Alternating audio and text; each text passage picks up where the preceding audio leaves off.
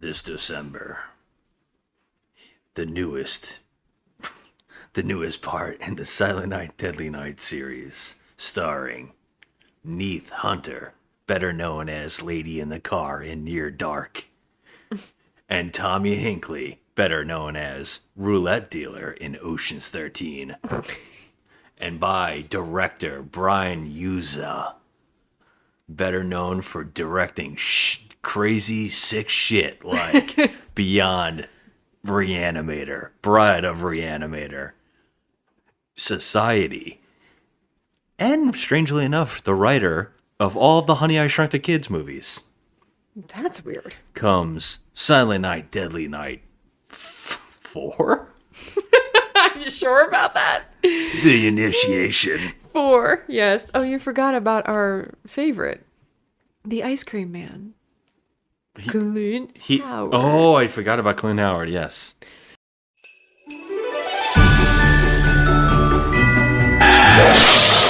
You are being very, very naughty. Naughty this!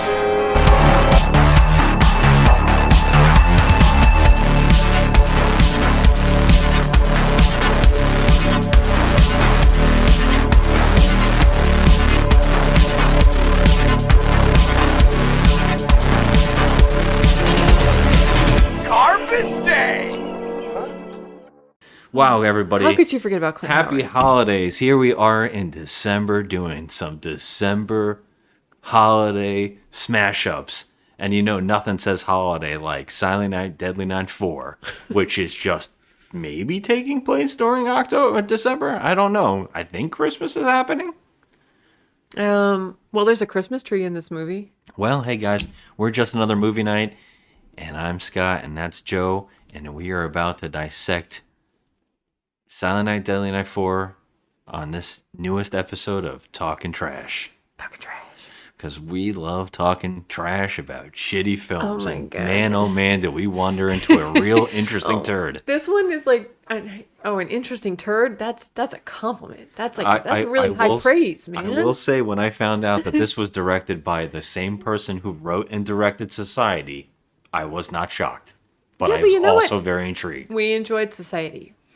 Society is a mixed bag. It was weird. It's a mixed bag. We did not hate it. I can tell you that. There's some practical effects in Society make the movie worthwhile, but it doesn't have the best premise. I know it's got a really interesting concept, and it's dealing with some kind of society issues that are really interesting in a weird way.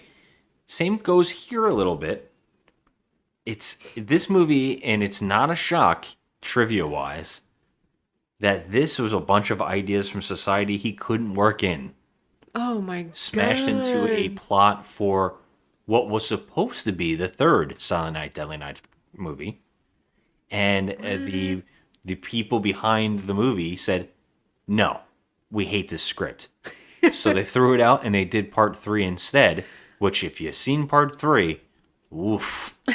So they chose that over this. Now, what really blows my mind is that this is a movie that actually was a Silent Night, Deadly Night film.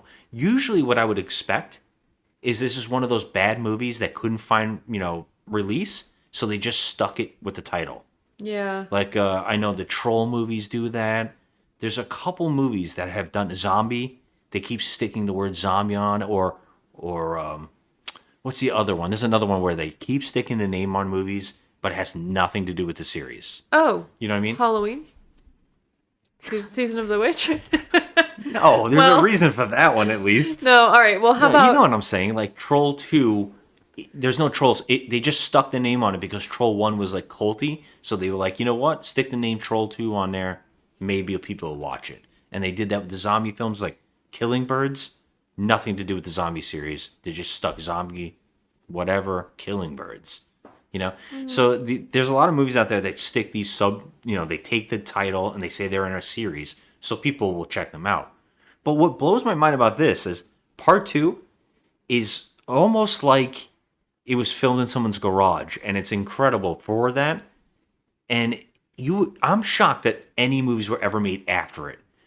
So what's really crazy to me is this one actually looks like it has a budget. I mean, And following it's got two, a little bit of a budget. it's in locations. They tried There's some areas. special There's special effects. Yeah. Two is like, first off, two is only half a movie because the other half is actually just part one. Yeah. So it blows my mind that this was actually filmed in that series as some reason part of it, although really doesn't have anything to do with it. Well, I will blow your mind a little bit here. I don't know if you know about this, but the main character in 2 and the little boy in part 1 is named Ricky, and Ricky is the name of Clint Howard's character. Oh my god, I didn't even pick up on that. Is that supposed to be the character? No! They can't. Because in part 3, Ricky wakes up from a coma with a chrome dome brain on his top of his head. And are they suggesting that this is a spin for that? Like, no. what is this? I don't know. There's a part in this movie where Clint Howard is watching television and sees I think parts of a Silent Night, Deadly Night film. I'm not really sure if they are, but he goes, "Killer Santa Claus, how funny." Yeah, but then if they're all interconnected, these movies, then I don't think they are, but isn't that it's crazy? just coincidental that his name is Ricky. I mean, No, they did that on purpose. I mean, then why would they? And they're not going to add anything into the plot that he could be our Ricky. That's what I'm saying. It's so It's wild. I And know. also, I don't know for certain, but is Kim the name of the girl in the other movies? Oh, Because this one is Kim. yeah, her name is Kim, but I mean, I don't think they're connected that way either. This one, wow. Right off the bat, I thought we had wandered into the diamond in the rough of So Bad It's Good. What? No. Oh, the opening of this movie is hilarious. There's I will say through 30 minutes. Now, first off, when you say no, what are you talking about? Because So Bad It's Good? No, because right off the bat, we hated the main character. We couldn't stand her. No. Yeah, but But I don't. This was great laughable. I mean, I guess you're right. I couldn't stand her though. I just couldn't Yeah, stand she's her. one of the worst actors. I mean, when people talk about bad acting, holy shit, they should really look into this one. Okay, holy fuck! Can I just tell you that I gave Silent Night, Deadly Night 3 a 1 star? Yeah, it's bad. But This one's better.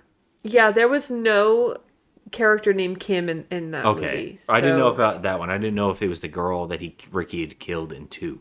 Nope, that's not her. Looks like there's a Laura. And that's it. All I know is that she was naughty. Naughty. So yeah, I mean, So Bad It's Good. There was a real start to this movie where I was like, holy shit, did we just accidentally find a great bad film? Because right off the bat, this opens with so much wacky crap happening at once. And so much insane stuff that we kept questioning, like, what the fuck is this? I mean, So, I'm still questioning what I just watched. I instantly thought we're in for a doozy because I was laughing hysterically through a lot of this. But then it got boring as shit. Oh, it got well. And it also got intriguing at one point. I was like, wait a minute. What the fuck is happening? Well, let's just talk about it. Let's get into what we normally do. Let's break it down and rip it apart and see if we can come up with how we feel about it while we're doing it. Okay. And maybe we can find out some good laughs on the way. Yeah, this movie starts off right off the bat with Clint Howard being Clint Howardly disgusting. And he is rummaging through garbage cans as a homeless person, and he finds an ant kit covered sandwich, and he gets mad that there's no cheese. Fucking A, burger. Oh, no fucking cheese. And he eats it anyways. Then we hear screams, a lot of screams, as if someone's being chased on the rooftops of the building around him. And we see a woman get to the edge, and she's screaming uncontrollably. And Clint Howard's watching, like, shocked, like he doesn't know what's happening. And then she falls off on fire. It's on fire. Like, And we're like, what just happened? but What made her go only on the fire? bottom half of her is on fire. Yes, her legs. She hits the floor, and her legs have comically shrunk into little burnt matchsticks. And her body is now a mannequin. And her top half, I just remember anyways. you screaming, "Oh my god! Oh my god! Look, Oh, it's amazing. her legs!" Like, Right off, yeah. So this movie, so the person's body's on the floor. You were laughing, like I was laughing. it was uncontrollably. hysterical. And we could not believe that it was like fake legs. And it just looked. I mean, it didn't was even a look like, dummy. yeah, it didn't even look like real legs were supposed to be there. And we were like, what is happening? And that's when we cut to. I mean, like they show the police and they keep showing the news, and then we cut to a two people having sex, rolling around uncontrollably, rolling on top of each other, and they see the television, and the woman instantly gets involved with what's going on TV, which is showing the brutal body, the burnt The charred matchstick body matchstick body of a human this- being yeah. on the news. I'm like, why would they show that on the news? That's just ridiculous. I mean, that's insane. And she gets really interested during sex. And he's like, what are you watching? And he's like, let's keep doing it. And they keep rolling. She wants to watch this news report. But he switches it off. And somehow perfectly to porn. Yeah, I mean, it was like he just hit one button, and I guess all the other channels on the TV are just porn. Yeah. Let's just go with that. They also look like they're in a hotel room. They look like they're just in a random room with like nothing Oh. on the walls. It Yeah. looks very fake. Yeah, that's supposed to be his apartment, by the way, but Yeah. it was not his apartment. There's no way. It looked like one of those crappy like 1980s hotel like motels. Yeah, which is really questionable later on because we'll talk about that when we get there. But there's something I have a lot of questions. But yeah, so these two are dating, apparently, and they are walking now after having sex across the street, holding each other, like whatever. You automatically said, "Let me guess, this is 1990." I said it. Yes, and it was 1990. Sure as hell is. Although it was probably filmed in '89, but Well, you could tell by the wardrobe. yeah, what is he wearing? Complete like black, all black Yes. leather jacket. He's wearing a leather jacket. Turtleneck, which you normally would yell out turtleneck drink. Yeah, which is what your that's like favorite thing to do. My with bad movies. movie night thing is if we see a turtleneck in any of our bad movies, then everyone has to drink. Yeah, since we've never talked about it before in all these episodes we've done, we have a checklist of things that happen in bad movies, and turtlenecks go hand in hand with bad movies. Yes. Long driving title sequences Yep. and turtlenecks. And there are a couple others like the hilarious bag of groceries. We love joking around about that. We're always looking for it. Oh, the comical bag of groceries with like the celery hanging out of it. Yeah, there's always a French loaf, a nice, nice big loaf of bread, and a egg standing upward. It's like the movie prop bag of Yes. groceries. Yeah, but So here we always are in the have to drink 90s, when we see that stuff. So like, yeah, we're in the 90s. We're in 1990 right now. and we're like turtleneck. Oh boy. yeah, and you could tell this woman having like Cavalry cheese, and it was just so. God. Okay, so we're introduced to these two characters. By far, some of the worst acting. These two people together. Ugh, They're dating, in the way that they get that they're dating. It seems like they're just having sex for fun, like they're not really dating, because she's like, "Well, what are we doing on Friday?" He's like, "Oh, I thought we were just hooking up for fun," and then she's like, "Oh, well, I didn't think that. I thought we were doing something." And he's like, "You really want to go see my parents on Friday?"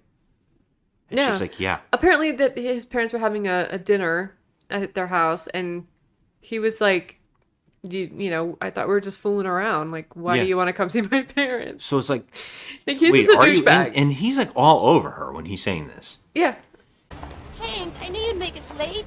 That's research. Well, that's great for you old timers, but I'm new.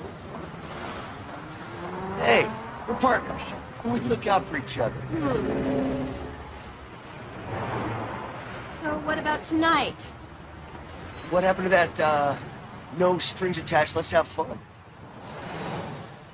What, you really like to meet my parents tonight? Yes. Okay.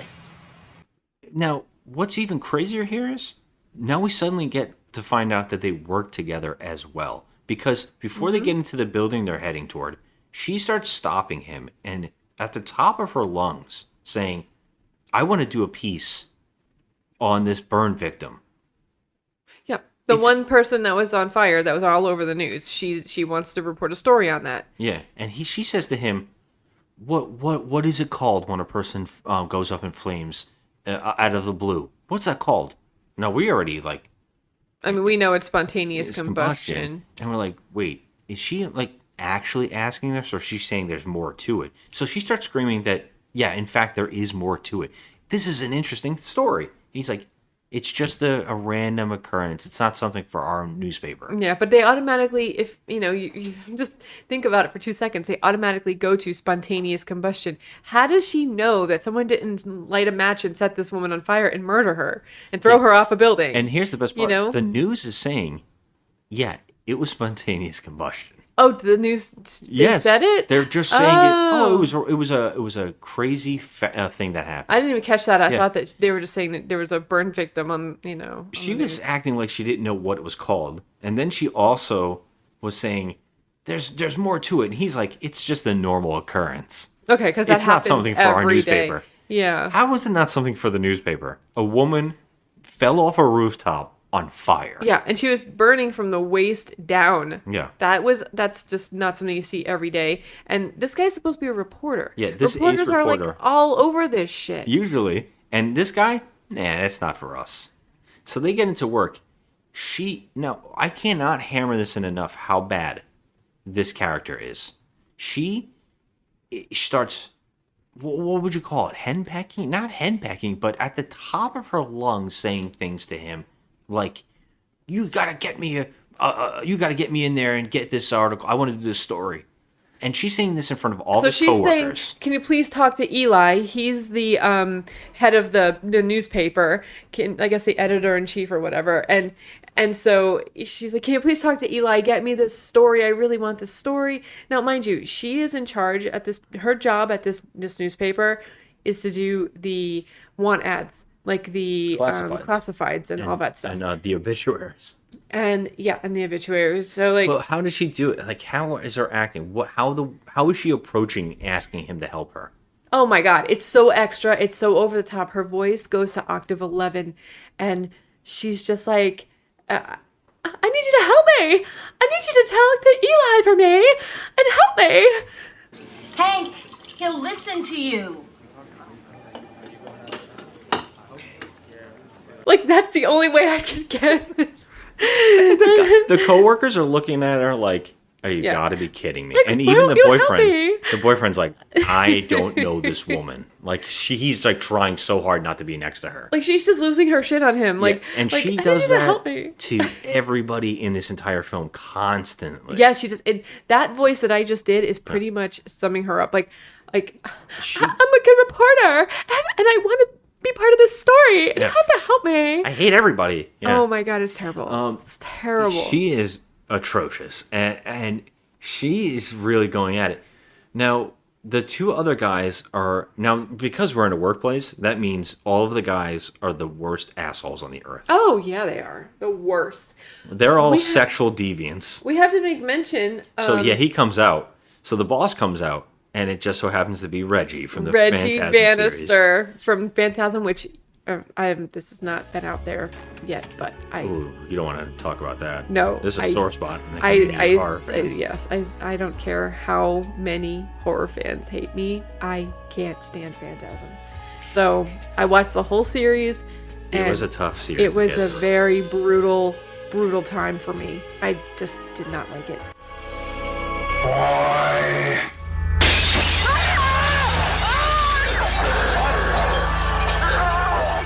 I do enjoy one.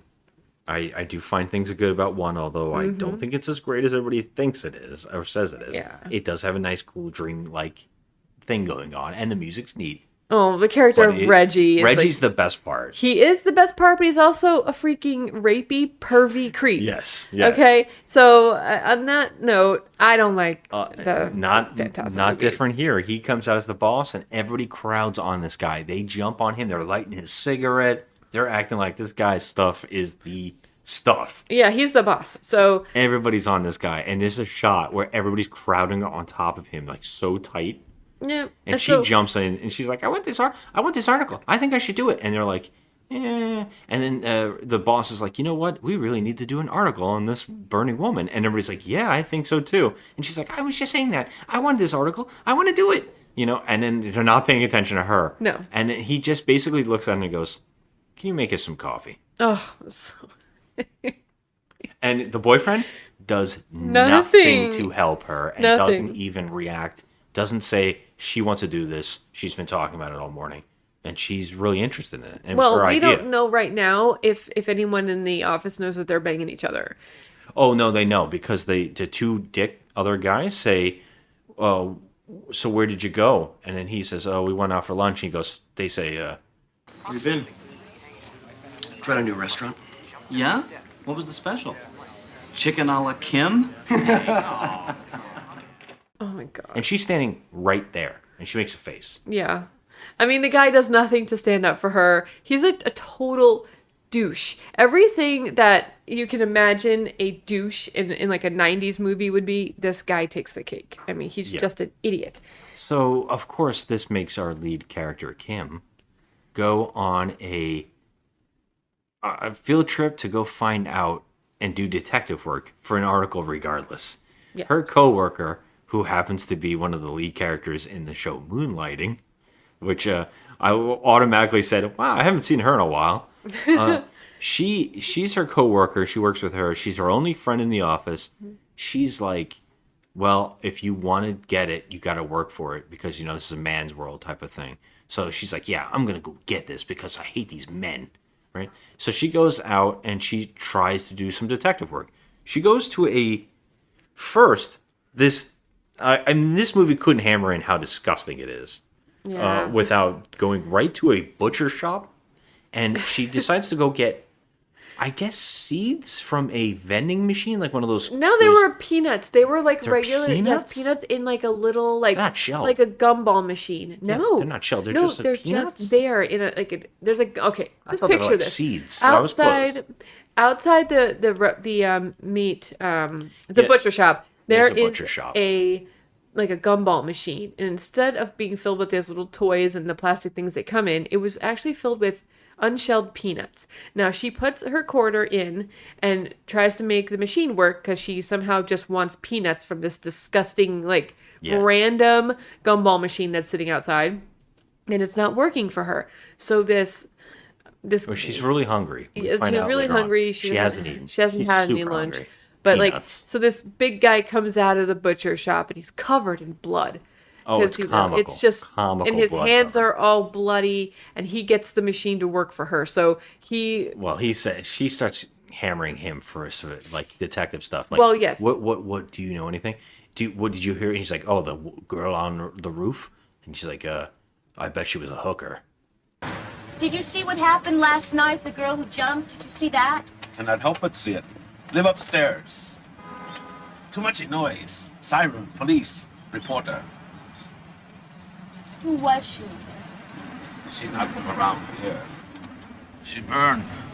Scorched real good. Nothing left. Waste out. What you think she do up there? Could be hooker, huh? okay. Okay. And he's like, the peanut thing doesn't work. And then he hits it. The peanuts come into his hand. He starts eating them. And then he gives her some out of his bloody hand. It's so gross. She takes them. So this butcher shop is in the building, the same building Yeah. where the woman jumped to her death. So we believe that she jumped to her death. We don't really know exactly until later what happened to her. Yeah, he kind of gives her some really sketchy thoughts on the whole thing, which she then walks off because I think another woman comes out and says, go back to work to the guy. So she Yeah. kind of walks off and she's investigating. She goes to a bookstore that happens to be a part of the building as well. Mm-hmm. And now this is the weirdest bookstore on the earth. Yeah. So she goes in this bookstore. First off, we got a really creepy bum-like Clint Howard walking around it. He is filthy and he looks insane. I mean, he always looks insane in every role he's in. Well, the lead of the owner of the bookstore is the actress that is known for playing Octopussy in the James Bond movie of the same name. She is the owner, and she's staring at her as she's walking around the bookstore, and she is staring at her in a way that makes her it seem like she's looking at her like a snack. She does. She's like looking at her like she looks delicious. Yes. And our main character, Kim, goes to the back and is looking for a book, and she bends over. And this is the moment where Clint Howard decides to poke her ass. He's so gross. He's so wormy. She turns around, and she says, "Oh my God, get away from me!" Oh, like that. And that's when the owner comes over and goes, "Get out of here," to Clint Howard. Kim comes and goes, "I'm sorry. I didn't like him being near me." Yeah, he just touched your butt. Why are you talking to? Yeah, why are you apologizing to this lady? So she spazzed out in her bookstore. Yeah. So it's so creepy how this lady looks at our lead actress. Like, I mean, it's just so crazy. This part is. We were completely floored. We didn't know what was happening. Flabbergasted. She apologizes, and this girl, the owner of the bookstore, is very like, "Oh, it's okay, honey." They start shaking hands. They introduce each other. They shake hands. They shake hands in the most awkward, confounding way I've ever seen someone shake hands in my life. Like, no one knows what they're doing with their hands. Yeah, they didn't know what they were doing. She's caressing it, but they're also swaying it back and forth. Yeah, and the handshake should have ended, like, I don't know, 30 seconds ago, but it just went on a long time. And then Kim finally starts trying to take her hand away, and the other one starts holding it and caressing it. Yeah, it's really creepy. And this woman's there's no way it could get creepier. This woman's like looking at her like she wants to lick her whole face. She I think kisses her on the side of her face. Yeah. And but she gave her a book first. Well, she says, "I'm looking for a book on combustion, like with this fire thing happened." And so she's like, "Oh, you're in the right spot." So she's like, "This is the book you want." So they go to ring it up, and she goes, "I have another book for you too. I want this one. I'm going to give you this one too." And she goes, "I don't have money for that one." She's like, "It's free on the house." And she goes, I don't want it, right? And she's like, "Oh, look, there's a pot of really disgusting looking dates of some sort right here on the counter. They look I haven't had lunch yet. Can I have one?" And she goes, "Oh, by all means, sweetheart, eat one." Now she picks it up. It is like oily. It's so gross. And she puts it in her mouth, and we have to watch her chewing on it. And she looks repulsed by what she's eating. Yeah, she does. But she keeps eating it with that fake smile, like that smirky, yeah. "Oh, this is good" type of smile. Yep. And we have to watch the whole damn thing. And she spits out the pit. And the girl puts her hand, "Oh, let me get that for you, honey." And she takes the tissue and she takes the pit out of her hand for her. And then she says, "Here, I'm going to give you this book." That's the book, yeah. And it's really like the creepiest book. And they don't even tell us what the book is. You see the title of it when she's walking away. It's so bizarre. It's about virgins. The goddess virgin or something like that. Yeah, and she says, "Oh, take it with you because we're going to have a meeting and we get together and you should really come." And she's like, "Well, why do I need the book?" She says, "It's very fascinating and it's also your ticket into our club."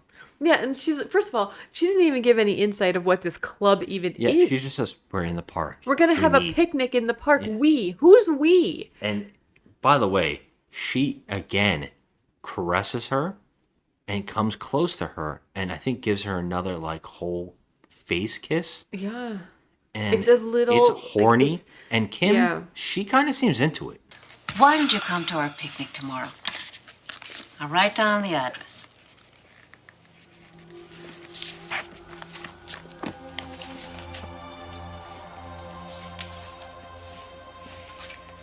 And this will be your invitation. Thank you.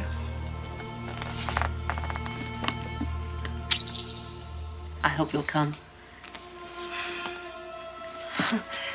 Could you show me up to the roof, please? Oh, sure. Catherine, will you cover for me, please? Come with me. I mean, she's not pushing this No, lady she's not. away at She's all. not downing it. But I mean, it's creepy. It's beyond creepy. I mean, she's looking at this woman as though, she's some kind of like a delicious fruit platter or something. It's really creepy. It's wild. Yeah, there's something going on with the lady in the bookstore. Yeah, they're very close. Kim seems into it. She walks off with this book. The woman actually says to her, "You can actually get to the roof." Because she starts asking questions about the roof and the woman. Yeah, well, when she says, was asking about the spontaneous combustion book, the woman says, "Oh, this must be about the person who, or what happened." Is to this about the person. woman I fell off the building? Yeah, so she kind of knew that she was investigating that. Yeah, and she says, you can actually get from any of these shops, you can get upstairs where everybody lives, and you can get right to the roof. Yeah. She says, okay. She goes, you know what? Let this other woman watch the front desk for me. And, it's a bookstore. Lots of employees, a lot of bookstore shopping. Yeah, well, the other woman ended up being like a sort of like elderly woman. Yeah. So she takes over, and Kim goes upstairs with this woman to get to the top. But the woman says, you go that way, and I'll see you at the park. And she leaves her. Mm-hmm. She just disappears, leaving Kim to go up to the roof by herself. Kim goes up to the roof, and I can only say that she goes insane because she decides to stand on the edge of the roof and reenact the woman falling off the roof. Yeah, it's like she had lost her mind at that point because from this moment in time, she goes up to the roof and she's standing on the side of the literally on the edge of the roof, like looking like she's about to jump off. And then she comes to her senses and she notices that Clint Howard is moseying around upstairs. Yeah, okay. This is where the movie gets out of control. It gets out of control. I couldn't even take it. So, yeah, Clint Howard, he's not creepy or anything, moseying around on the roof. Looks like he followed her up there. Everything is starting to get covered in ants. Everything's starting to get covered in ants. So she walks over to him as though he's not a creep. Instead of just running towards the door and going downstairs, she goes over to him. While he is reaching into one of those exhaust pipes on the roof, he hears something. He sticks his head in, and it sounds like... Something's going on in there. He gets in there, and he goes all the way in there, and he rips out a frigging monster. It looks like a big worm. Yeah, like an earwig. Yeah, like the thing that they put in Wrath of Khan. Wrath of Khan. Yeah. Like that But it's thing. really like pale and it's slimy. Slimy. It's and covered in slime. he holds it up like, look what I found. Like it's something to her, like, and she just like runs off. That looks like an alien, man. Why do you think? What are you holding? You want to be an investigative reporter, and you just saw an alien come out of a damn pipe. Yeah, and maybe you want to know more about that thing. Yeah, and Clint Howard's covered in ants right now. Yeah, exactly. For whatever reason.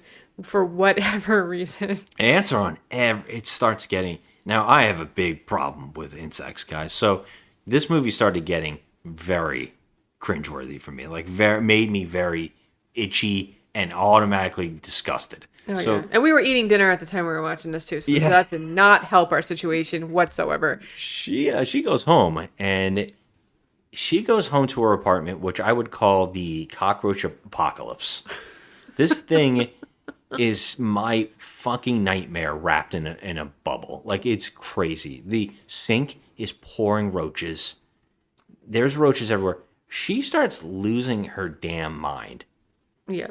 I don't know. She starts seeing things. Yeah. Now, mind you, she's upset at her boyfriend, or if we're going to call him the boyfriend.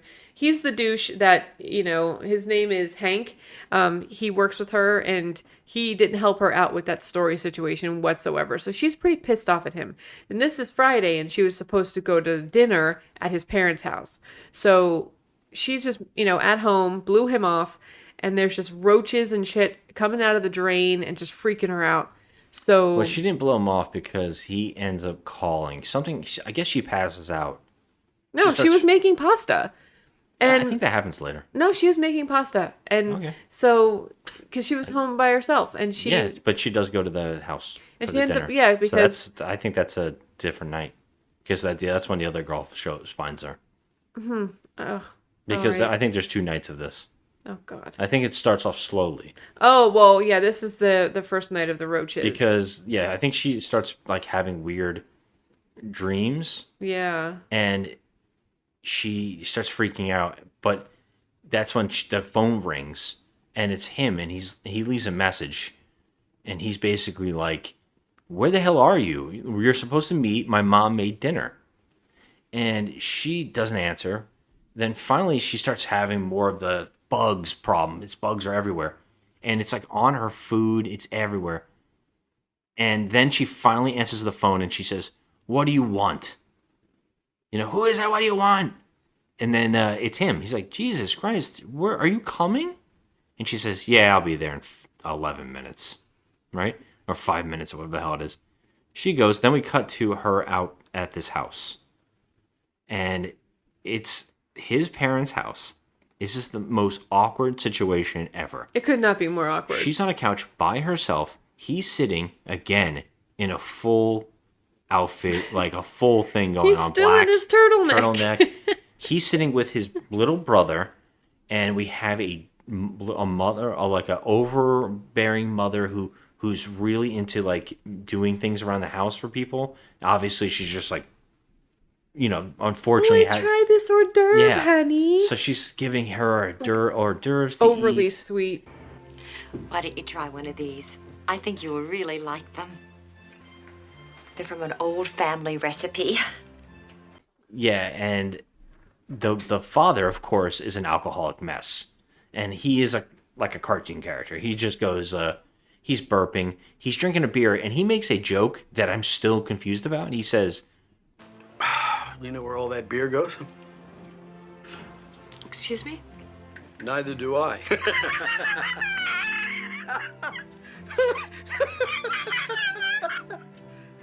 What can I say? That's a new one, Dad. Yeah, well, I told that to you last year. It always works.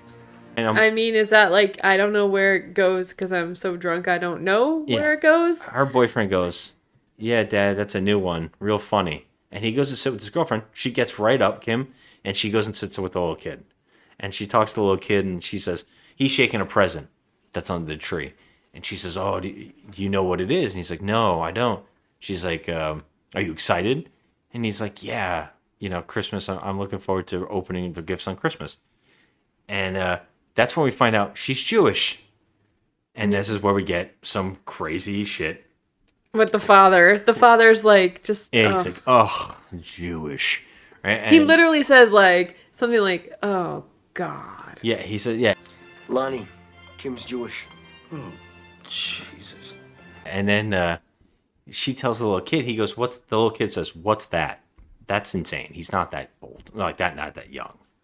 But she says, "What's that?" She starts explaining, well, every religion, we all have our own version of Christmas, but like every religion, it almost all connects, but we all do it different ways. Mm-hmm. So I'm not really religious, and I don't really practice, but we all kind of have the same beliefs. And the father goes, "Bullshit." Hanukkah and Christmas are just different holidays that deal with it in different ways. Bullshit. Gus. No, bullshit. Dad? Yep, and he like You're tries full to... of shit. He tries to start with her. I'm like, oh my God, this guy's the fucking worst. Not only is her boyfriend the worst, okay, but his father is also the worst. Yeah. And I was like, oh God, just get the hell out of this house. Like, what is wrong with this woman? First of all, she's having some kind of like delusions of roaches crawling all over her house. And she doesn't even freak out to the extent of like, okay, I'm calling an exterminator or calling someone for help. She just leaves the apartment with the roaches potentially crawling all over everything. I mean, hundreds of them. Well, she just wanted to get the hell out. And I get that, but she doesn't seem too shaken up about that situation. Yeah, because I think it keeps disappearing. Right. And that's why she didn't really know what was happening. That's why she freaked out when she answered the phone, because she doesn't really know what's happening. Right. And so yeah. Since she left the bookstore, there's some weird things happening.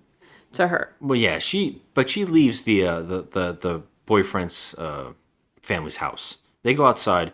He starts again groping her, and like instantly tries to have sex with her, like in the parking lot. They're outside. He's like, "Don't listen to my father. He's an asshole," right? And she's like, "You know what? I'm just so sick of it. You didn't even stick up for me." He's like, "The apple doesn't fall from far from the tree. You didn't stick up for me. You didn't help me either." When I was trying to get that thing, you just took it. Yeah, when she was trying to get the piece, article. the article. She's like, "You didn't stick up for me. You took it, and you didn't even want it." And he's like, "Look, honey, I care about you. It's not about that. I don't want to do it, but they offered it. That's how the job goes. I have to do what my boss tells me." And she kisses him. I don't know why. Yeah. He's a dirtbag. They start making out, and he just starts going at her. He starts grabbing her ass, like lifting her dress. She freaks out and she says, "You know what? Fuck you. Fuck your family. Fuck everybody. Fuck." And she's like, "You're going to lose your job. Fuck your job. My job. Everybody." I still can't believe you took that story from Eli and you didn't even want it. You didn't even want to do it. And then you just ignored what we were talking about. Kim, he's the boss. You didn't even stand up for me. Get off of me! What is wrong with you? Why are you always jumping on top of me? You're like a dog in heat. What's the matter with you? I am just as good as you, You and Eli and Jeff. And I'm sick of it. I'm gonna do what I want, whether you like it or not. And I'm gonna do the story I want to do. With an attitude like that, you're gonna lose your job. Oh yeah? Well, fuck my attitude and fuck the job and fuck you! So she gets in the car and she leaves and she goes back home. I don't know if she sees the people again right now. Because but the next day. Is the next day it's the next day she goes to the picnic. Okay. With the crazy bookstore lady. And all right, so she just ends up driving in the middle of the park, and she like parks in the middle of nowhere. She has a bottle of wine, and she goes and there's a pillow party in the middle of the park. Yeah, there's just like 3 women, pillows everywhere. 3 women all hanging out on some pillows and like a bed spread and the whole thing. And she goes in, she hangs out with them, and it gets sexual again. And they make her eat. Everything's starting to get covered in ants again. Yeah, it just gives you the vibe of like a coven of witches. They keep giving her drinks. They keep giving her stuff. The other two of the women that are with them leave, and again it gets really creepy with the bookstore owner and her, where she's like really up on her, and I think she kisses her. She kisses her, yeah. And she's like drunk. Kim is drunk, and she just like fades out, and the bookstore owner leaves her too, and she starts like seeing things and feeling free, and she's reaching up at the clouds, and just then her boyfriend finds her. Yeah. And he's like, "What are you doing? We got to go back to work." She's like, "What? What are you doing here? How did you know I was here?" "Oh, your friend at work told me." So he's like, "Our boss is getting mad. You got to go back to work." So they go back to work, and I think he sticks up for her now. Yeah. And says, he says, "Well, he told me that you're all involved in the case, and you've really been like very essential to the whole story, and you've been investigating it. Usually I don't like that, but he said that you've already finished all of your work on all the obituaries and the classifieds and everything's done. So, you know what? That shows initiative. Okay." And the boyfriend's like, "Yeah, I helped you." Yeah, like he feels proud of himself. Such a douche. Yeah. This guy's a douche. She's like, she goes over to the friend. She says, "You told him where I was?" And she goes, "Yeah." And she goes, "But how did you know?" And she says, "You told me." She's like, "No, I didn't." Yeah, except she really didn't. Yeah. I actually think we're wrong on the layout here, because I think that happens later. I can't remember now, because she has a lot of these freakouts, and there's another freakout where she goes home and she has spaghetti, and the spaghetti starts shaping into the design of the book, which says some kind of virginal womanhood type circle. The womanhood, the spiral is is the symbol of womanhood. Yes. So And it so happens to be the same shape as her spaghetti. And then we start seeing a giant cockroach crawling around our house. yeah, It's this like thing. human size. Oh God, it's terrible. It started peeking its head out. She starts freaking out and flipping all the furniture in the house. Yeah, Looking for it. It's terrible. It's on the wall in a shot. It looks terrible. You see the antenna like wiggling. Oh, so gross. It's disgusting, and the spaghetti turns into a hand, and it's like crawling, and it's just the whole thing starts getting really nasty. Like she's just having like all these crazy hallucinations, She- and it's just like appropriate that she had just seen the bookstore owner and had eaten their food. Yeah. And they had their little like, you know, weird coven of whatever, and all this started happening after she met this woman at the Yeah. bookstore. She goes into the bathroom gets instantly sick, and she starts puking, and it's like spaghetti sauce and cockroaches. It's so gross. And she falls on the floor, and she crawls up to the door, and underneath the door, the antenna of the cockroach is just wiggling Oh, and I'm gonna have hitting her in the nightmares face. about this shit. And it is disgusting, and it's really vile. And she passes out, and she wakes up in the morning, and she hears banging on the door, and she gets up, and she's got like that comical throw up like spaghetti sauce in her front blouse, and she wanders through the house. She gets to the front door, and she goes, "Is that you?" to the friend's name, you know, Janice. I was gonna say Jan. I should have remembered that. Janice, is that you? And exactly when she says, "Janice, is that you?" the person on the other side of the door goes, "It's me. Open up. It's Janice." And it's just so bad. Like the ADR is so bad. And I gotta say the dubbed over sound effects, the ADR on this movie is so horrendous. Every time there's like a cockroach, it's just so overboard. It really is. The audio on it is so high. Yeah. So you have to hear like watermelon squishing when it's like something coming out, and it's just like really loud and like intrusive to every scene.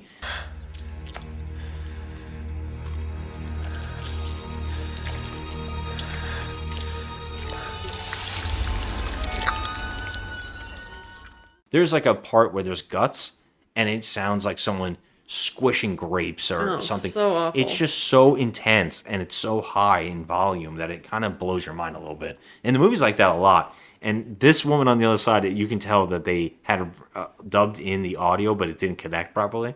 So yeah, it's Janice. She opens the door. She sees the apartment's been trashed. She's like, "Where you been? You're late to work. I was worried about you. Your phone's off the hook. I'm trying to call." You can hear the phone's off the hook, and she puts it back on. She's like, "It must have been something I ate." And it's like, "No shit, you're covered in it." She doesn't mention anything. She just gives her some napkins, and she's like, "You want me to drive you to work?" And she goes, "No, I have something I have to go do, but I'll meet there later." Okay. Yeah, so she can just come and go at her job as she pleases, I guess. But the boyfriend said that Eli was upset that she was just, blowing off work. Like, where the hell are you? In the last scene. And Yeah. now she's just blowing off work again. So she doesn't really seem to be taking anything too seriously. And she just got this new assignment, with the burned victim. So, I guess she can just get away with it. She's an investigative reporter, so she doesn't really have to be at the office. Yeah, I do think I don't remember where she goes in that scene, the next scene, but I know that she does talk to her boyfriend, and he starts trying to help her out, solve the whole thing, and write the story. So he actually goes up to the rooftop with him and everything, Yeah. and she shows him everything. But yeah, stuff just keeps going crazy, and it's like bugs, any disgusting bugs thing you can think of. But then it starts getting into body horror. Because her body starts getting messed up. Weird things are happening to her. She starts like vomiting excessively. Her stomach is always hurting. But the funny thing about this woman, it's just bonkers, because this is just how stupid this character is. This is supposed to be an investigative reporter. Now, every time she sees this woman in the bookstore, she doesn't put two and two together that she starts feeling sick after she sees this woman. Yeah, I don't really Like, understand come that on. either. Like, what? You're really not too bright there, pal. I mean, you're an investigative reporter, and you can't even put two and two together that there's something going on with this crazy blonde woman from the bookstore and Clint Howard. And, I mean, you can't put that together. It's bizarre. And this friend of hers who happens to just know where she is at the picnic, like you don't think, oh, I know that I didn't tell her where I was. And you know, like she's like the dumbest investigative reporter on the planet. She's awful. So she goes to the bookstore owner's house and she's having they're having tea and they're having a little chat. She mentions her daughter. And she I know mentions that. yes, that she had a daughter, but she wants to get her back. Now, they don't really say if they had a falling out or what that even means. She but just she says, wants, you remind me of my daughter. You remind me of my daughter. And she's no longer with us or something, or I don't see her anymore or something like that to that effect. But you know, this is another scene where this woman sprinkles something into her tea and hands it to her. And she says, "Ooh, it doesn't taste that good. Well, you got to keep drinking it and it'll grow on Oh you." yeah, it'll grow on you. Just keep drinking it. Okay, well you probably just gave me cyanide, you freaking lunatic. I mean, she literally is the dumbest woman on the planet. Yeah. She takes food from this lady, she takes wine, she takes tea, and this woman is clearly, there's something wrong with her. She's fucked in the head. She's just, she's looking at this woman like she's some kind of candy. She's just all over her all the time, touchy-feely, and, very vague about everything. Yeah. And when she passes out from the tea, well, of course. I mean, she knows it tastes like shit and something's wrong. She wakes up to a ritual. And they have her stripped naked. There's two other women and Clint Howard. And they're surrounding her and they have her on the couch. And she's like, my stomach, something's wrong. And they're like, you're just going through the change. And they put that alien bug on her stomach. The slimy alien bug that Clint Howard pulled out of the pipe. Yeah, he puts it on her stomach. And they put a sheet over her. And it seems to be saying that it is crawling inside of her belly button. Yeah. They actually show her belly button rising. Yeah. Her belly is rising. Like there's something in there. She's like freaking out. And I got to tell you, the actress is bad when it needs to be normal. But when it's these parts of pain or disgust or whatever, she's pretty good at it. Because it's like, I feel it. Like, it is disgusting. Yeah. Whatever's happening here is disgusting. They take a rat and they stab the rat over her. It looks pretty real. It looked a little too real. They cut away right when they supposedly stabbed but it looked like it was gonna happen. And it bleeds on her, and the creature is now crawling up inside her. She's freaking out, and she starts gagging uncontrollably, and she's like, I'm sick. And she throws up a cockroach worm. No, it's so gross. Gigantic. It comes out of her mouth. I don't even know how the filmmakers accomplished this. Like, that woman looks like she's, like, just dying. Yeah. Like, I mean, this creature is coming out of her mouth, and it's huge. It is not a small thing. Yeah. It's huge and slimy and gross. To make it worse, Clint Howard grabs it and cuts it in half and sprinkles the liquid that's coming out, which is KY jelly, all over her face as she passes out. Yeah, it's the most torturous that I've seen. I mean, we've seen Bruce Campbell get tortured by Sam Raimi and Evil Dead and this stuff. is But society like, all over this again. movie is like, you are just torturing your actress. You are just torturing her. Yeah, absolutely. And it's just pouring all over her face. And she wakes up and she jumps up and they're all there. And she's like, what the hell's going on? What's going on? I just want to go home. Please leave me alone. Please. And they're like, you're fine. You're fine. You're just going through the changes. You just have to finish the changes. Yeah. So I'm guessing everything's going to be good. Everything's going to be fine. She's like, I just want to go home. And then she's like, oh, you are going to be home soon. And she just runs out. And now she's thrown up a cockroach monster, had a monster go inside of her stomach. It's disturbing. Crazy shit. She runs what seems to be her house. This is where I got confused. She goes to her house, but when she goes in the door, she's yelling for her boyfriend, Hank, right? Mm-hmm. He happens to be sleeping in the bed. In her apartment. It seems to be her apartment because it's the same bathroom from earlier in the film with the cockroach monster. So I didn't understand if she was in his apartment or whatever. I think you're Why skipping is he ahead. home? I think you're skipping ahead because she was actually dreaming for that whole scene with Clint Howard, doing all that, like squeezing the creature. She woke up in a chair in her own house. Remember that? No. Yeah, I don't. she was actually dreaming that scene. The scene No, because I remember her running. She ran out of their apartment. that was later. It's not the one with the butcher shop. Yeah, No, it is. that's not that one. Previously on Lost. Well, there's a scene where she was waking up in a chair. So, like, I guess I when think it that was just- earlier on with the pasta monster. Oh, it could have been that. Yeah, maybe I'm getting my lines crossed. There's so many sequences of these dreams intensifying and these bugs intensifying. But I'm just kind of skipping forward a little bit. But yeah, she runs out of the house. She finds Hank. It seems again at her apartment, I guess. And Hank happens to be in the bed, and he's in comical pajamas. He looks like Ebenezer Scrooge's pajamas. Yeah, he does. He gets out of the bed. She is overacting again, and he is terrible too. The two of them are going at it and overacting. She goes in the bathroom. She smashes the bathroom window. She's trying to down pills. She tries to flush the toilet by throwing newspaper articles in there, and it overflows. And she's just having a total freak out. she then just all of a sudden wakes up and she says, "Hank, what are you here for? Why are you here? Like Where she am just I? snaps out of it. and I she's wasn't like- here a minute ago." And then she goes, "I want to have sex with you. I want to pretend that you're asleep, and I want to bang you." Yep. So she pushes him on the bed and she starts going at him. Now I gotta give him credit for being up for this. Everything that has just happened is insane. Yeah. and he right was just after all woken that, up. Yeah. And she's she's going nuts on him, and she's making sure his eyes stay closed and pretend you're asleep. Yeah, it was really And weird. just at that time, Clint Howard comes in the room.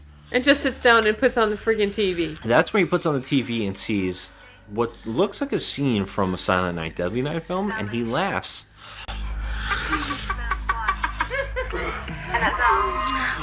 No, don't stop. Come back. Who the fuck are you? Santa Claus killer. Get the hell out of here! Right, and so at this point, Hank like snaps out of it, 'Cause and he he's hears like, him "What the laughing." fuck?" He jumps out of the bed and he's like, "Who the hell are you?" But she does too, because at first she's like, "Don't just go with it, just go with it," while she's trying to have sex with him. But then he finally is like, "No, who's in the room?" Yeah. And she screams too.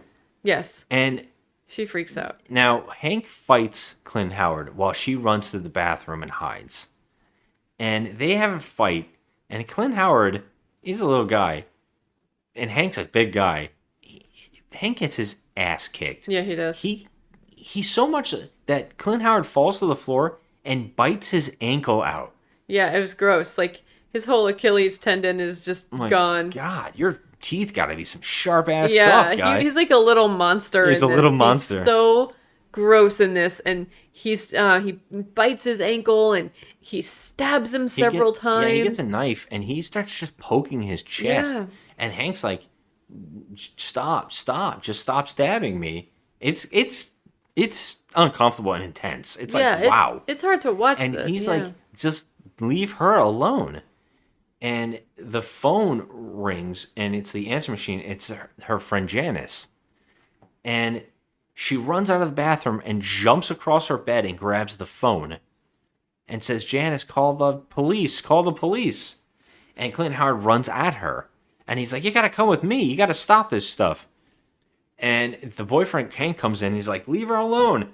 And I think Clint Howard ties her up and gags her. Yeah, and she hides under the And bed. she crawls under the bed, and then we just see from the feet that Hank is being brutally murdered. Yeah. And there's just like guts and blood. And again, this is where the sound effects are way too intense. Yeah, they And are. they're They really out of are. control. Yeah. They're like just Yeah, like it's choking on your insane. blood and shit. Like it was really insane. And but- he dies. He just drops to the floor and dead in front of her. Yep. You don't really see what he's done to him, but it sounds like he has gutted him like terribly. Yeah. And that's when Clint Howard's like, you gotta come with me. I'm sorry, I had to do it. You know, And I had Janice to do this. walks in. at Janice that walks moment. in. Instead of calling the police, though, like she was told to do, Janice herself walks in. So automatically we're like, okay, And now she- we know she's involved. She sees the dead body of Hank, and she yells at Clint Howard, "What did you do, you idiot?" And, Yep. and she goes over to Kim, and she frees her, and she says, "Are you okay?" And Kim's like, "Yeah, he killed Hank." And she's like, "He won't. Don't worry about it. You have to go with him. He's not going to hurt you. You have to go. You have to finish the change. You Yeah. have to finish going through it." And she's like, "Oh my God, you're a part of it." Clint Howard grabs her, brings her to a shop. She wakes up in the butcher shop from that one guy. It's like a red room with meat hanging. Hank is also hanging from hooks in Yeah. the room. And she's on the floor, butt naked. And Clint Howard comes in. All the witches are all around her. We know they're witches and everything. They're all around, and they put on a mask over Clint Howard's face, and it has a long nose like a penis. And Clint Howard is also naked. And they keep pouring liquid. It's filmed in such a disgusting way, and he just starts raping her. Yep, and they're covered in sludge. It's so Yeah. gross. And It's they're just telling awful. her, as this is happening, it's gonna be born through you. Yeah. You have to let it happen. It's gonna be born through you, and you're gonna be better afterwards. And, okay, I don't know. Honestly, we don't know what the fuck is going No, on. I We mean, know that they're witches. they're We witches, can piece it all together. I mean, I guess they're trying to like inseminate her with a demon or something. well, I mean- I don't fucking know. I mean, what do you know from this? They don't say what They they're don't- trying to resurrect. No, well, later on you kind of find out. So that happens. She wakes up on the floor, like just in muck of a butcher shop. It's on the really floor. gross. And the actress is crawling around butt naked. I felt in bad for it, her. Yeah. and her body starts morphing. Her fingers start turning into sausages, and they start wiggling and they attach and they start bending together. Yeah. And she's like ripping them apart, and her legs start morphing into each other. And she crawls to the corner of the room and she rips her legs open, and we just watch liquid pour out of her. Oh my god, it's so disgusting. It's so violent. And this woman's like, this is where the woman's going for. Like, this part of the movie, it's like she was really being tortured. It's intense. Oh, you can Like, tell she 100% was being tortured. I mean, it's like, wow, this is uncomfortable. she had to you know, be like, naked, crawling through all that shit and that sludge and all Yeah. that nastiness. This is where in the movie where I was saying, this is interesting. Like, this Yeah. is crazy. It's different. It feels like it's about something else. It doesn't match the tone of the bad acting first half. No. It's something totally different. It feels very society. Yeah, in this and I moment. feel like she really was in agony. I mean, this And poor the actress- actress, and she yeah. had Clint Howard on top of her. Yeah, and It that, was the just- scene before oh that, my no one's in the room with her now Yeah. as she's doing this part. And yeah, we kind of get the idea that something was born through her. And she wakes up and her legs are like crusted together like a snake. And it looks like it's skin dying off of her legs. Yeah. And the butcher shop guy walks in speaking in, his language. You can't understand what he's saying. And then a woman walks in, she's like, "Shut up." And then she's like, "You've gone through the change. Yeah. You're initiated. You've been initiated." Yeah, so she starts like like shedding all the Her legs crumble. the legs go back to normal, and everything that she was like growing on her was like just starting to shed. Yeah. So she's just a naked woman at this point. And they with give her own- clothes, and she stands up. She gets dressed. Yeah. And she leaves the butcher shop, and she's in the bookstore. And they all like, "You've been initiated. You're one of us now." And she's like, "I don't understand what is happening." And they're like, "I wanted my daughter back, and I wanted you to be my new daughter." Mm-hmm. And she's like, "Wait a minute, the woman on the roof?" And she's like, "Yes, that was my daughter." So the woman is on fire. She couldn't go through with it. She couldn't finish the change. She's like, "What?" She goes, "Well, what is the change? What did you do?" And she's like, "Well, what we did was we took all the evil and all the darkness inside of you and we birthed it into a creature and we made it leave you and we killed it for you. She's like, you no longer need to be held by men. You're on your own now. You're one of us. You're one of the women. You don't need men. They won't hold you back anymore. You can be powerful. I was like, oh my God. What a fucking neat idea this is. Yeah. This is kind of a cool idea. And this is an interesting witch movie. Yes. Don't know why it's called Silent Night, Deadly Night 4. Do not know why they did that. Yeah. They could have just called this The Initiation. But we already have an initiation movie. Do we? We have a movie called The Initiation. What was that? Yeah. We actually just watched it not too long ago. Wasn't it That's the The fraternity? Invitation.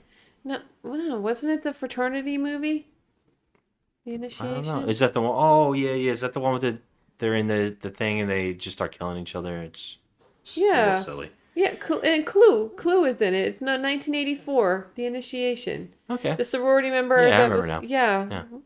All right. Well, I'm just saying they could have, there's like 3 Invitation movies. There's always, you can use that. But I just don't know why this was Silent Night, Deadly Night. Did not need to be. Yeah, there's no Killer Santa. There's no Ricky. There's nothing. Well, there is a Ricky. Well, there's a Ricky, just not our Ricky. So, yeah, she rightfully does not like what has happened to her. And if this was the case, all they had to do would come to her and say, we have a way of making women stronger.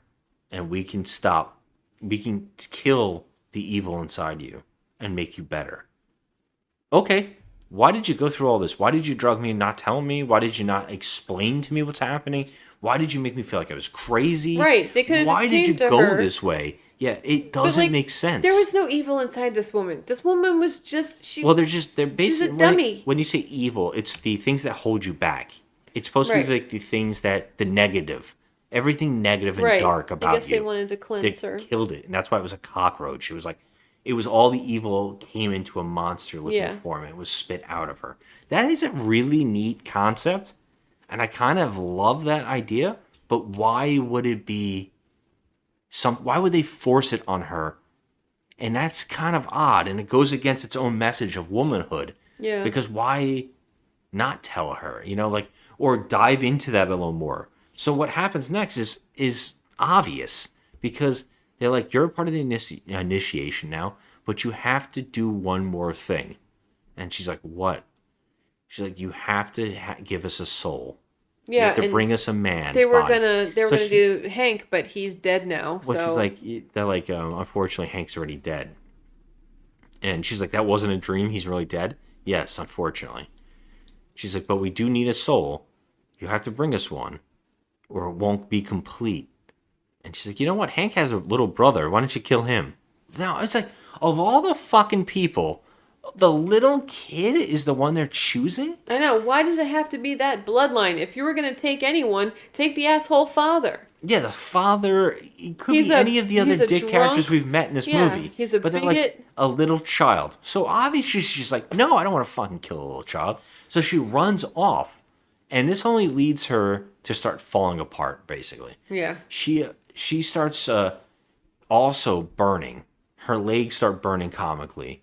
And she jumps in a shower, and Clint Howard's following her.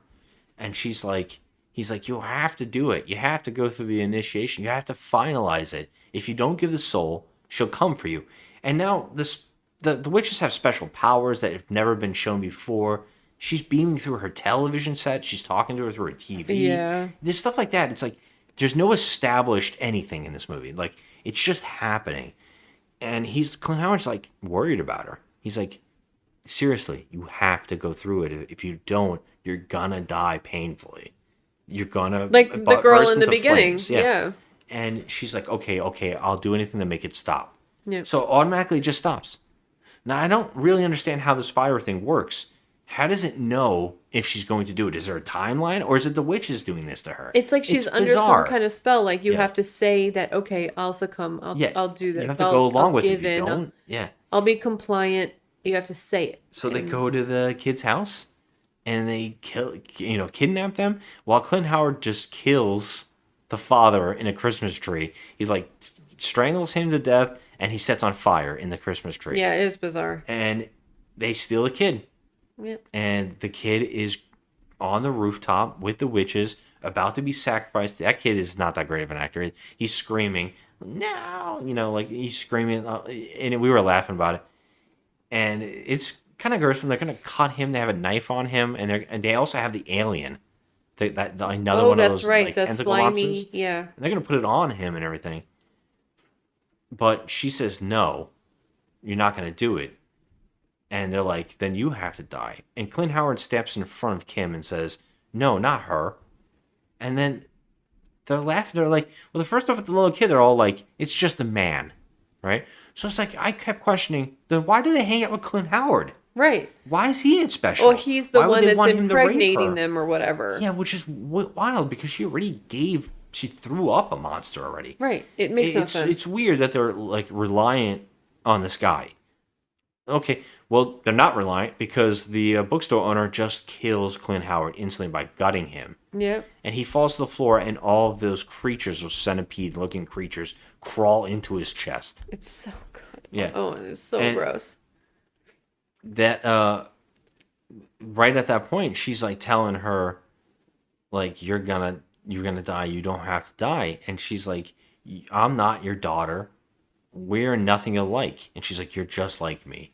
And so her fingers start morphing again into those long tentacles, and they start going together. And as they wrap together, they start setting on fire. Mm-hmm.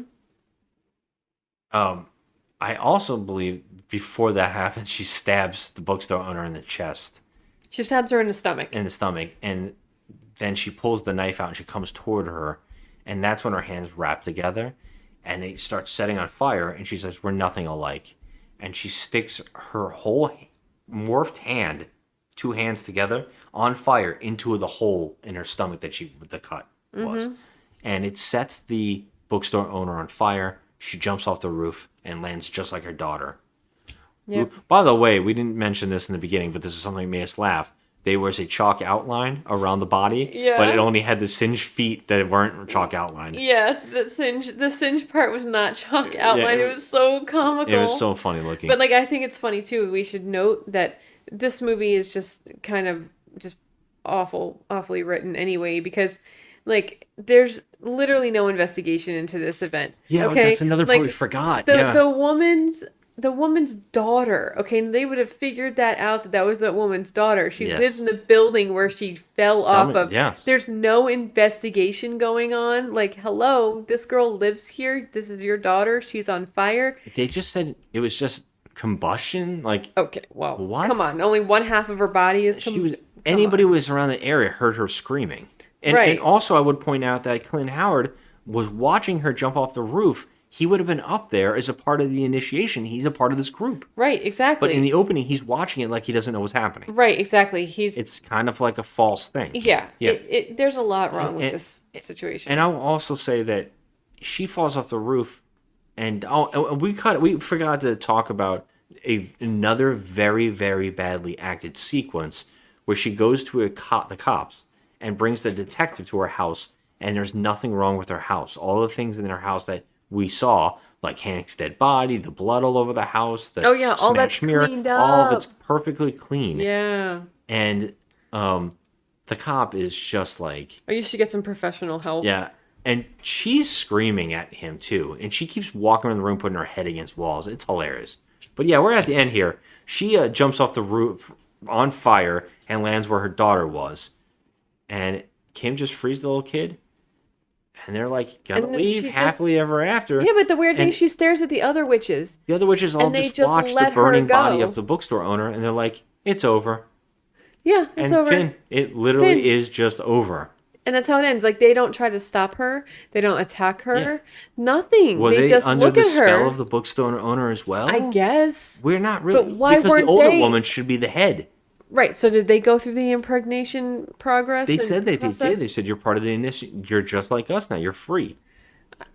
So why did she combust? Was it really just a spell of the bookstore owner? Like, I don't really understand it. I think that the other girl combusted because she didn't want to go through. She didn't allow the process to finish. I think she kept resisting. Remember, like when Kim, her leg started burning because she was resisting? Yeah. Then that was what was happening with the daughter. She was resisting. No, I understand that. I'm just saying the other witches. Oh, Were well, the other witches a part of it? Were they under a spell? Was it the spell just from the mother? Because why isn't everybody burning still?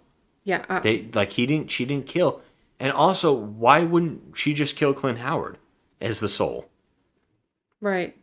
Right? Well, It doesn't make then any ho- sense. I mean, yeah, because you can convince any guy to just have sex with a girl and impregnate her.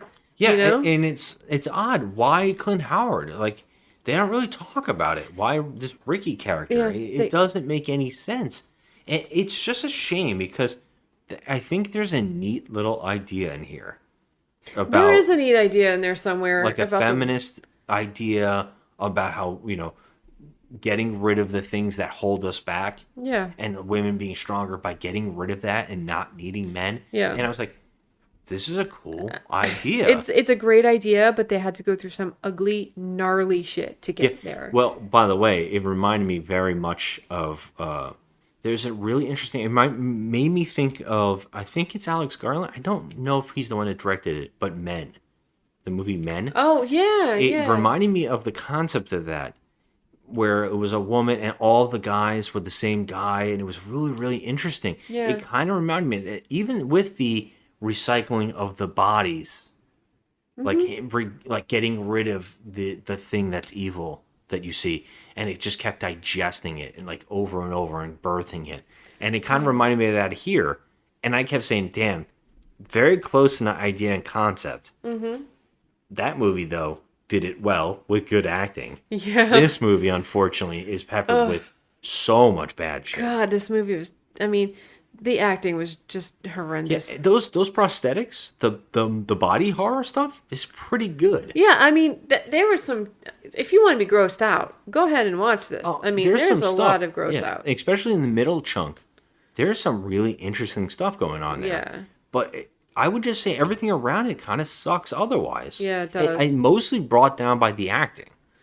Yeah, because it was comical at some points. Yeah. Like, you're supposed to feel one kind of way, but just how awful this main actress is, she just makes everything funny because you're just like, what is happening here? That's why I thought like this might be the diamond in the rough we're always looking for. One of those movies that will blow away how funny it is. One of those ones we can laugh at every time we see it. But unfortunately, it gets a little too serious. Yep. And a little too boring. It did get boring, yeah. And the grossness kind of makes it not something you want to watch again. True. So it kind of held it back. It wasn't even like cool grossness. It was just like slimy. I'm not a big fan of like cockroaches and stuff like that as creatures. So, and ants and stuff. And this is heavily using that. And it's just like gross out. And it's funny, this guy also directed and wrote something we do love that we might have to go rewatch for this, but Faust. But you can also see the body horror in that too. Yes, I like that. That movie's comically insane. But yeah, this is a letdown in the sense that the way that it opened, I went, oh, we're in for a treat. I didn't expect much anyway. I really didn't, because this is the fourth in a series, and the other ones we That's love. why I'm surprised how. We love the other one. Silent Night, Deadly Night 2. We love that. Well, we love it in the sense that it's terrible. It's so terrible, but it's so funny, and just it's really so bad it's good, because the main actor is just so, he's just so great at being extra. Yeah. And I really enjoyed it. It was fun. But this one, the overacting and the bad acting was not as fun. It wasn't fun at all. Yeah. So I'm gonna give this a 4. Yeah, I was gonna give it a 4. I thought you were gonna go lower, but yeah, this is a 4. No, well, there's some, like we said, there are some things that were not so bad, but otherwise the story could have been better. It was just a mess. Yeah, you can even tell how much we're disappointed by it because we can't even remember exactly how the plot flowed. I know. Because there were so many similar sequences happening over and over. It just increases in its like disgustingness. Like it just increases with the cockroaches and the monsters. Yeah. Like it's not even like cool. It's just it's just giant cockroach. Oh, it's a giant cockroach. It's like yeah, oh, I think okay. it didn't have much going for it other than, okay, we're just gonna pepper in a whole bunch of just nastiness. And so it's kind of like blurring in my mind already. It's just like a little bit of overdone. So it's not great. But if this is any indication of how the rest of our December movies, Oh God, our Christmas treats are gonna go. Well, then we we're in for started a out nightmare. wrong. Yeah, we're in for a hurt. We're in for some hurting. Yeah, we started out wrong. I believe, I don't know if you're okay with it, but we're gonna follow this up with part 5 and see where that one goes. Well, we might as well keep going at this point. I mean, I'm hoping there's a killer Santa in at least 5 seconds of the next one. There's not, and I will tell you this: I've heard it's one of the better ones. Oh, all right then. It's got a really interesting idea that I think we might like, but I don't know how it's gonna go. And there's an actor in it that's actually pretty good, which is shocking. Oh God. Yeah. Well, I'm intrigued, but as far as this one goes, guys, if you're really, really, really bored and you want to watch something that might have some kind of gross gore in it, then this is good for you. But otherwise, it's a bad movie. Yeah, it's a letdown. Well, this is why it's talking trash, because we found some trash and we're talking about it. Yep, talking trash. All right, though. All right, well, thanks for listening, guys. Happy holidays. Happy holidays. All right, have a good one. Sounds interesting. Well, I think a woman's place is in the home, raising a family. These are really good. Woman was made from the rib of man. I think that's in your Bible, too, huh? Dad, that's a myth. It's an allegory. It's all relative. That's the trouble with you kids today. You think everything is relative. Well, let me tell you something, pal. It is goddamned real. And you had better believe that. Do you know where all the beer goes? And then they're staring at each other, and then he goes, I don't know either. Ha ha ha ha.